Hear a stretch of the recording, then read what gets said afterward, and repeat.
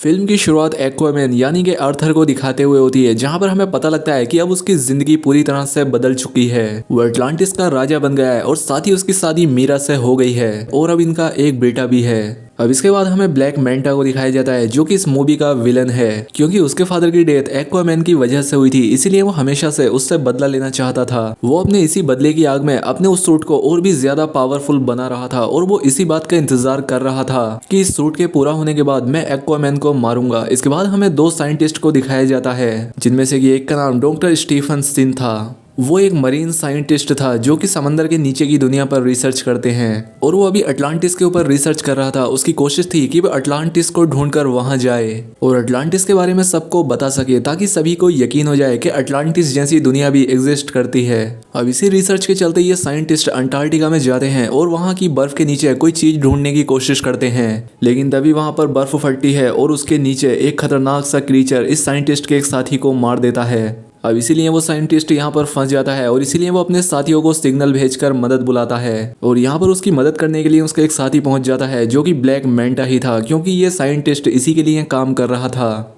यहाँ आकर ब्लैक मैंटा उस साइंटिस्ट और उसके साथियों की जान तो बचा लेता है, लेकिन वो खुद यहाँ आकर रिसर्च करने लगता है। इसीलिए वो बर्फ में और नीचे जाता है और काफी नीचे जाने के बाद उसे टूटा हुआ एक ट्राइडेंट मिलता है और अब जैसे ही वो इस ट्राइडेंट को उठाकर जोड़ता है, उसे इसका असली मालिक नजर आने लगता है, जिसका नाम था कोर्डेक्स, और ये दिखने में काफी खतरनाक लग रहा था। वो ब्लैक मैंटा से कहता है कि क्योंकि तुमने मेरा टूटा हुआ ट्राइडेंट जोड़ दिया है, इसीलिए तुम बहुत ताकतवर बन जाओगे और साथ ही साथ अपने दुश्मन एक्वामैन से बदला भी ले पाओगे और तुम वो हर चीज कर सकते हो जो तुम करना चाहोगे। अब इसके 5 महीने बाद हमें दिखाया जाता है कि अब दुनिया की हालत काफी खराब हो रही है, क्योंकि पृथ्वी पर ग्लोबल वार्मिंग तेजी से बढ़ती जा रही है, जिस वजह से कई सारी क्लाइमेटीज पृथ्वी पर आ रही हैं और ये चीज समंदर की दुनिया में भी तबाही मचा रही है, क्योंकि इसकी वजह से समंदर के क्रीचर धीरे धीरे मरते जा रहे हैं। अब इसीलिए ये सारी चीजें देखते हुए अटलांटिस की मीटिंग होती है, जिसमें आर्थर भी शामिल होता है। आर्थर कहता है कि हम सबको मिलकर जमीन वालों से बात करनी चाहिए और हमें अपनी एडवांस्ड टेक्नोलॉजी को जमीन वालों के साथ भी बांटना चाहिए, ताकि वो लोग भी तरक्की कर सकें और बदले में वो हमारी परेशानी को भी हल कर सकते हैं। लेकिन इस बात के लिए कोई भी राजी नहीं होता। सभी काउंसिल मिलकर कहती है कि नहीं, ऐसा नहीं हो सकता। दूसरी तरफ अब ब्लैक मैंटा का सूट पूरी तरह से तैयार हो गया था और अब उसका प्लान था कि वो अटलांटिस में घुसकर ओरिकैल्कम को चुराएगा। ओरिकैल्कम अटलांटिस में पाए जाने वाला एक खास तरह का धातु है, जो कि एकदम पेट्रोल की तरह काम किया करता था और साथ ही उसके और भी कई तरह के यूज थे। अब इसके बाद ब्लैक मैंटा अपनी टीम के साथ अटलांटिस में घुस जाता है और वहां पर अटैक कर देता है। अब उसे यहाँ पर तबाही करता देखकर मीरा ब्लैक मैंटा को रोकने के लिए उसके पास जाती है। अब क्योंकि वो अपना नया सूट पहनकर काफी पावरफुल हो गया था, इसलिए वो मीरा पर ही अटैक करके उसे जख्मी कर देता है। अब इससे मीरा बेहोश हो जाती है। अब जैसे ही ब्लैक मैंटा उसे मारने के लिए उसके पास आता है कि तभी यहाँ पर आर्थर आ जाता है। वो अपनी वाइफ को बचाता है और ब्लैक मैंटा से लड़ने लगता है। अब ब्लैक मैंटा की लड़ाई के दौरान ही उसकी टीम उसे सिग्नल भेजती है कि हमें ओरिकैल्कम मिल चुका है, हमें यहाँ से निकलना चाहिए और अब इसीलिए वो लड़ाई को बीच में ही छोड़कर यहाँ से निकल जाता है और यहाँ से सही सलामत भागने में कामयाब हो जाता है। अब दूसरी तरफ मीरा की हालत काफी खराब थी। अब यहाँ इन दोनों के पास आर्थर की मोम आती है और कहती है कि ये काफी सोचने वाली बात है कि अगर यहाँ पर ब्लैक मैंटा सच में ओरिकैल्कम लेने के लिए ही आया था तो फिर जरूर कुछ बुरा होने वाला है। ये बात सुनकर आर्थर अपनी मोम से कहता है तो फिर मुझे अपने भाई ओर्म की मदद लेनी होगी, क्योंकि वो ओरिकैल्कम और अटलांटिस के बारे में बहुत ही अच्छी तरह से जानता है। वो अटलांटिस की पूरी हिस्ट्री जानता है। लेकिन आर्थर की मोम कहती है लेकिन ओर्म तो दूसरे किंगडम में फिशरमैन की जेल में कैद है, तो फिर वो कैसे आ सकता है। जिस पर आर्थर जवाब देता है कि मैं खुद फिशरमैन किंगडम जाऊंगा और जेल से ओर्म को छुड़वा कर ले आऊंगा और आर्थर वैसा ही करता है। वो फिशरमैन की जेल में पहुंच जाता है और जल्द ही ओर्म को ढूंढ निकालता है। अब वो ओर्म को लेकर यहाँ से भागने लगता है, लेकिन इससे पहले कि ये लोग वहां से निकल पाते इन्हें फिशरमैन किंगडम के गार्ड देख लेते हैं। वो इन लोगों को घेर लेते हैं, लेकिन ये दोनों यहाँ से किसी तरह से निकलने लगते हैं। यहाँ पर ओर्म की हालत काफी खराब हो चुकी थी, क्योंकि उसे ठीक से खाना और पानी नहीं दिया जाता था, जिस वजह से इसका शरीर काफी कमजोर हो गया था। लेकिन जैसे ही ये बाहर आते हैं और वो समंदर के पानी को छूता है, वो फिर से पहले जैसा हो जाता है। उसके पास पहले जैसी पावर्स आ जाती हैं, इसीलिए ओर्म अकेला ही उन सभी गार्ड्स को हरा देता है। वो एक ही झटके में इन सभी को मार देता है, जिसके बाद ये दोनों भाई यहाँ से निकल जाते हैं। रास्ते में बातें करते करते दोनों एक दूसरे को अपनी अपनी जिंदगी के बारे में बताते हैं। आर्थर ओर्म से कहता है कि मैं अटलांटिस का राजा बन बनकर थक गया हूँ, ये काम काफी बोरियत वाला है। लेकिन ये बात सुनकर ओर्म काफी हैरान होता है। वो आर्थर से कहता है कि जिस राजा की गद्दी को पाने के लिए मैंने अपने बचपन से कोशिश की थी, तुम्हें उसकी कोई परवाह ही नहीं है। और ये बात तो काफी अजीब है। जिसके बाद ये दोनों किंगफिश के पास पहुंच जाते हैं। वो यहाँ आकर उससे ब्लैक मेंटा के बारे में पूछते हैं, जिस पर बोइन से कहता है कि ब्लैक मेंटा तुम्हें एक आइलैंड पर मिलेगा जो कि साउथ एरिया में है। और ये बात सुनकर दोनों भाई उस साउथ एरिया की तरफ निकल जाते हैं उस आइलैंड पर जाने के लिए। लेकिन यहाँ अगर ये दोनों देखते हैं कि ये आइलैंड अब पूरी तरह से बदल चुका है। वो यहाँ अगर देखते हैं कि ओरिकैल्कम को जलाकर यहाँ पर उसका धुआं फैलाया जा रहा है, जिससे यहाँ के पेड़ पौधे और छोटे छोटे जानवर भी म्यूटेट हो गए हैं, जिस वजह से उनका साइज काफी बड़ा हो गया है। यहाँ तक कि चूहों का साइज भी एक हाथी जितना बड़ा हो गया है। इसके बाद उस साइंटिस्ट शिन को दिखाया जाता है जो कि ब्लैक मेंटा के ठिकाने पर था। ये साइंटिस्ट जब कोडेक्स के उस टूटे हुए ब्लैक ट्राइडेंट को देखता है तो ये बिना सोचे समझे उसे छू लेता है। और जैसे ही ऐसा करता है, साइंटिस्ट को भी अपने दिमाग में कोडेक्स नजर आने लगता है कि तभी यहाँ पर ब्लैक मेंटा आ जाता है। वो साइंटिस्ट के हाथ से उस ट्राइडेंट को लेते हुए कहता है कि तुम मेरे मकसद को जानना चाहते थे ना, तो लो सुनो।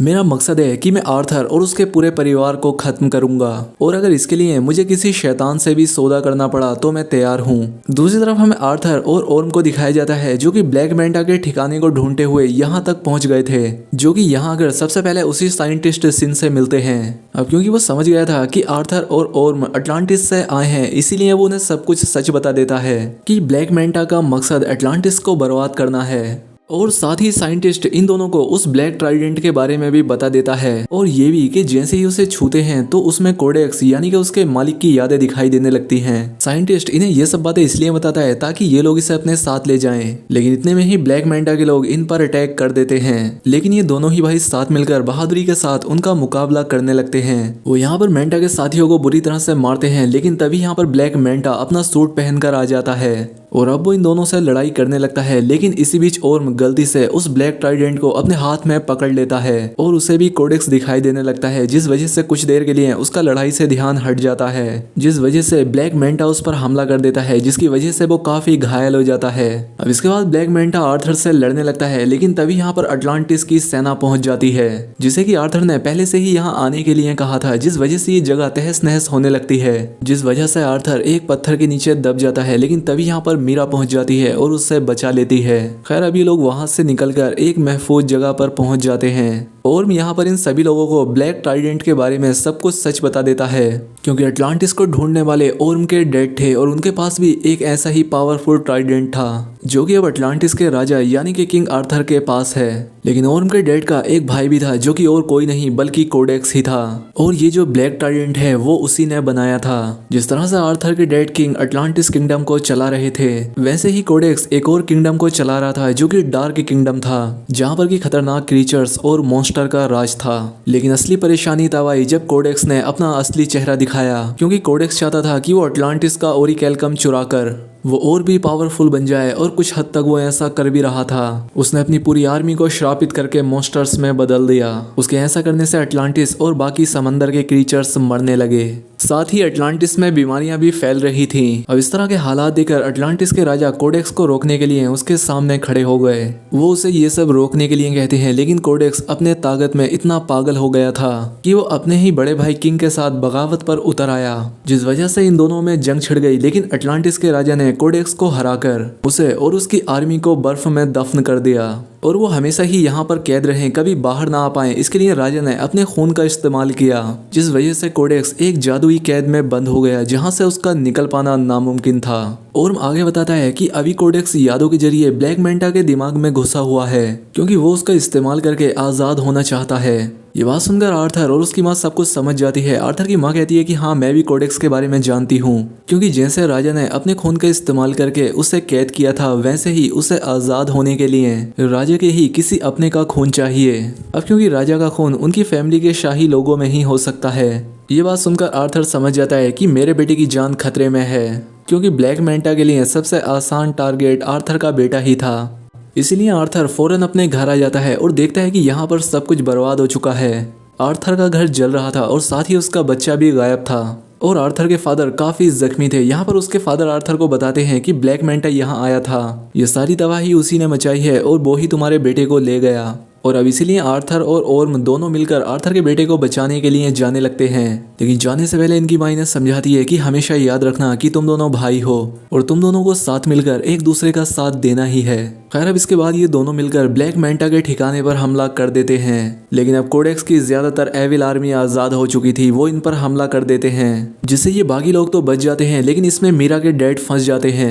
तब ओर्ग जाकर उनकी मदद करता है और मॉन्स्टर के चंगुल से उन्हें बचा लेता है। ये देखकर मीरा के डैड भी समझ जाते हैं कि जिस ओर्म को मैं हमेशा से गलत मानता था वो एक अच्छा इंसान है। अब वो उसे भी लड़ने के लिए एक हथियार देते हैं। दूसरी तरफ अंदर ब्लैक मैंटा के पास आर्थर का बेटा था। यहाँ पर वो साइंटिस्ट भी था जो उस बच्चे को बचाने का डिसाइड कर लेता है, इसलिए वो उस बच्चे को लेकर यहाँ से भागने लगता है। लेकिन ब्लैक मैंटा उससे देख लेता है और उस पर हमला कर देता है और उस बच्चे को छीन लेता है। और अब जैसे ही ब्लैक मैंटा उस बच्चे को मारने के लिए आगे बढ़ता है कि तभी यहाँ पर आर्थर आ जाता है, जो कि उससे अपने बच्चे को बचाता है और लड़ने लगता है। पहले यहाँ पर काफी देर तक इनकी काफी खतरनाक लड़ाई होती है, लेकिन फिर ब्लैक मैंटा आर्थर पर भारी पड़ने लगता है, क्योंकि वो ब्लैक मैंटा ही नहीं था बल्कि उसके अंदर कोडेक्स था, क्योंकि अब वो पूरी तरह से उस पर हावी हो गया था। लेकिन तभी यहाँ पर मीरा आकर किसी तरह से अपने बच्चे और उस साइंटिस्ट को बचाकर यहाँ से ले जाती है। लेकिन तभी ब्लैक मैंटा उसे देख लेता है और वो अपने ब्लैक ट्राइडेंट से उस पर हमला कर देता है। लेकिन तभी यहाँ पर ओर्म आकर उसे पकड़ लेता है और वो मीरा और उसके बच्चे की जान बचा लेता है। लेकिन अब जैसे ही ओर्म ने उस ट्राइडेंट को छुआ कि कोडेक्स उसके दिमाग को भी कंट्रोल कर लेता है। वो उसे आर्थर के खिलाफ भड़काने लगता है कि आर्थर ने तुम्हारे साथ बहुत गलत किया है, असल में अटलांटिस के राजा बनने के लायक तुम ही थे, ना कि आर्थर। और इसीलिए ओर्म आर्थर पर हमला कर देता है। लेकिन आर्थर उस पर हमला नहीं करता, क्योंकि वो सब कुछ समझ गया था। वो अपने भाई को समझाता है कि भाई होश में आओ, खुद पर काबू रखो, वो तुम्हारे दिमाग से खेल रहा है।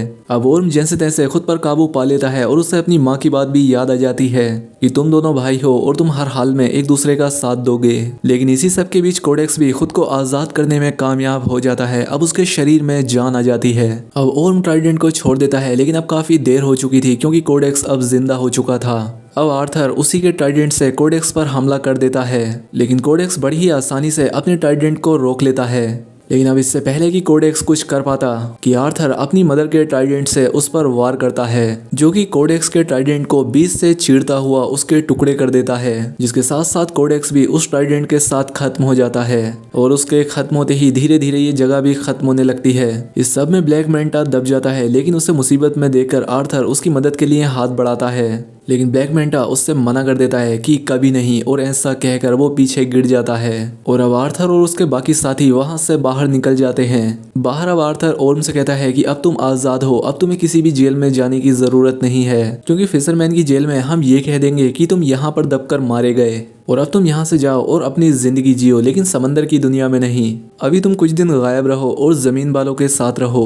अब ओर्म भी आर्थर को अपना भाई मान लेता है, क्योंकि अब उसकी गलत फहमियां दूर हो गई थी। वो आर्थर से कहता है कि तुम एक अच्छे राजा हो, अटलांटिस को तुम्हारे ही जैसे राजा की जरूरत है, और फिर वो यहाँ से चला जाता है। अब इसके बाद हम देखते हैं कि आर्थर अटलांटिस को दुनिया के सामने ले आता है। बाहर आकर वो अपने किंगडम के बारे में जमीन वालों को सब कुछ बता देता है।